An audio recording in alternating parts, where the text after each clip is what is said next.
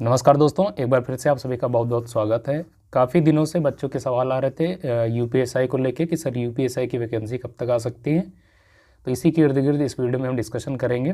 3 सवाल पूछे गए मेनली बच्चों के द्वारा। पहला कि कितनी पोस्ट देखने को मिल सकती हैं, दूसरा है कब तक नोटिफिकेशन आएगा, और थर्ड क्वेश्चन है एज रिलैक्सेशन मिलेगा या नहीं मिलेगा। ठीक है।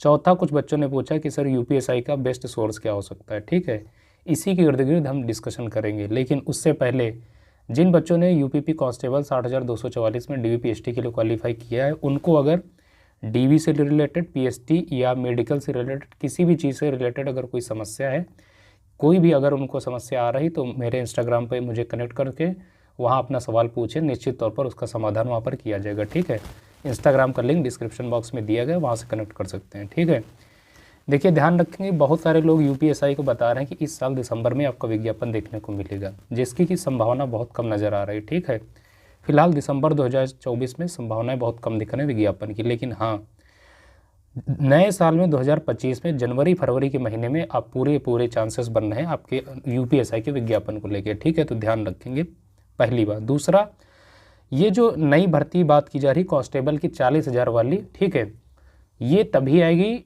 उससे पहले ये आपका यूपीएसआई का फॉर्म देखने को मिल जाएगा। यानी जो कांस्टेबल का वो इससे बाद में आना, उससे पहले यूपीएसआई का आपको ऑफिशियल नोटिफिकेशन देखने को मिल जाएगा। ठीक है, ये ध्यान रखेंगे।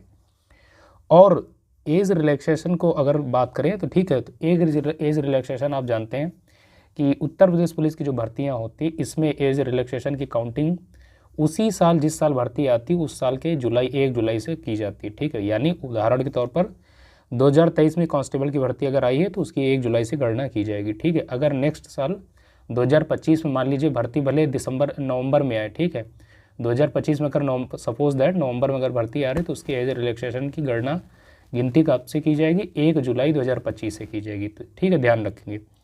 तो अगर मान लीजिए इस साल आती है 2024 में ही, अगर दिसंबर में आ जा रही है यूपीएसआई की भर्ती, तो एज रिलैक्सेशन की काउंटिंग कहाँ से की जाएगी, 1 जुलाई 2024 से। ठीक है, ध्यान रखेंगे।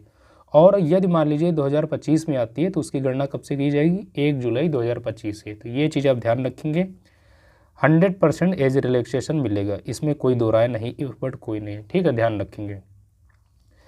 अगर बेस्ट सोर्स की बात करें तो बेस्ट सोर्स मैं यही सजेस्ट करूँगा, जो बच्चे एक्सपीरियंस्ड हैं या जो फ्रेशर्स हैं, दोनों का अलग अलग टेक्निक है। जो एक्सपीरियंस्ड हैं वो चाहें तो ऑनलाइन प्रेफर कर सकते हैं, ऑनलाइन बैच ले सकते हैं। ठीक है, लेकिन जो फ्रेशर्स हैं, जो बिगिनर, उनके लिए सजेशन यही रहेगा कि पहले आप जो है सिलेबस देखिए। सिलेबस देखने के उपरांत आप कितने पानी में आपको अंदाज़ा लग जाएगा। उसके बाद आप किसी अच्छी ऑफलाइन कोचिंग को ज्वाइन कीजिए। ऑफलाइन कोचिंग जब आप ज्वाइन कर लेंगे, आपको चीज़ें इंट्रोड्यूस हो जाएंगी, आपको कुछ चीज़ों का आभास हो जाएगा। ठीक है, उसके बाद आप चाहें तो अच्छे से प्रॉपरली सेल्फ स्टडी करें। अगर सेल्फ स्टडी से आपको कॉन्फिडेंस बनना है तो वेल एंड गुड, कोई इशू नहीं।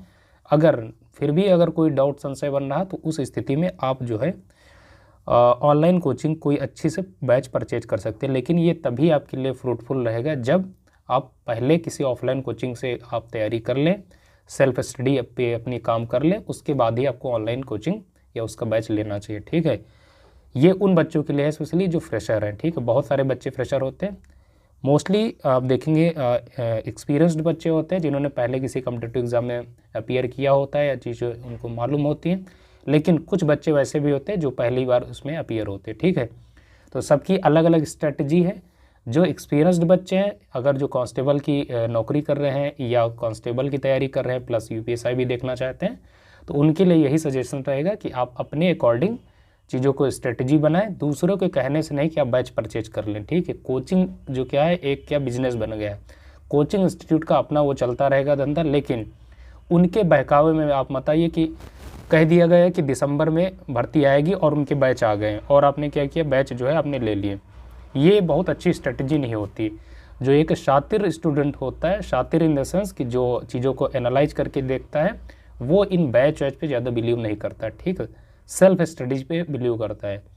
और जितने भी लोग सफल होते हैं उनका आप अगर इंटरव्यू लेंगे तो वो यही बताएंगे कि मैंने सेल्फ स्टडी पे फोकस किया था। बहुत रेयर केस में, मतलब 20 से 25% ही बच्चे ये आपको क्लेम करेंगे कि मैंने कोचिंग इंस्टीट्यूट का सहारा लिया था। ठीक है, तो सेल्फ स्टडी हमेशा हावी होती है किसी दूसरी चीज़ पे।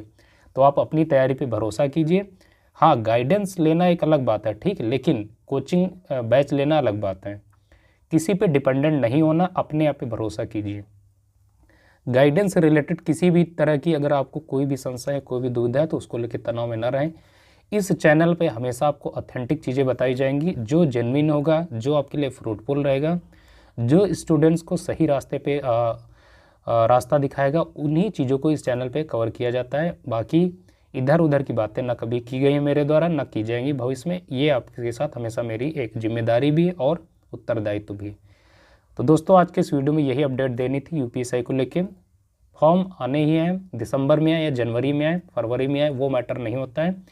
जो एक अच्छा स्टूडेंट होता है उसके लिए ये इम्पोर्टेंट होता है कि तैयारी को किस प्रकार जो है और सार्थक किया जाए, और स्ट्रेटजी के साथ उसको जो है कॉम्प्रहेंसिवली चीज़ों को प्रिपेयर किया जाए। ठीक है, फॉर्म तो आने ही आने हैं। अगर आप ये मान के चलते हैं कि फॉर्म आएंगे, नोटिफिकेशन आएगा, तब तैयारी स्टार्ट करेंगे, दोस्तों ऐसी स्थिति में सिलेक्शन नहीं होता है। कंपटीशन बहुत बढ़ चुका है, हर दिन आपको लगना होगा, अच्छे से मेहनत करनी होगी। फॉर्म कब आए ये आपके दिमाग में नहीं होना चाहिए, दिमाग में सिर्फ अपनी तैयारी होनी चाहिए। ठीक है, बाकी जैसे ही कोई ऑफिशियल अपडेट मिलता है आपके सामने मैं ज़रूर डिस्कस करता हूँ, आप जानते ही होंगे। आप उसको लेकर तनाव में न रहें। कोई भी अगर कमेंट है, कोई भी क्वेश्चन है, कोई भी अगर सजेशन है, तो कमेंट बॉक्स में बता सकते हैं। इंस्टाग्राम पे दिए गए लिंक के द्वारा आप वहाँ मुझसे कनेक्ट कर सकते हैं, अपने सवालों को पूछ सकते हैं। पूरी ईमानदारी के साथ मैं आपके सवालों का जवाब देता हूँ। ठीक है, तो दोस्तों आज के इस वीडियो को आप सबकी सहमति से यहीं पर समाप्त करना चाहता हूँ, आप सबकी अनुमति चाहता हूँ। नमस्कार।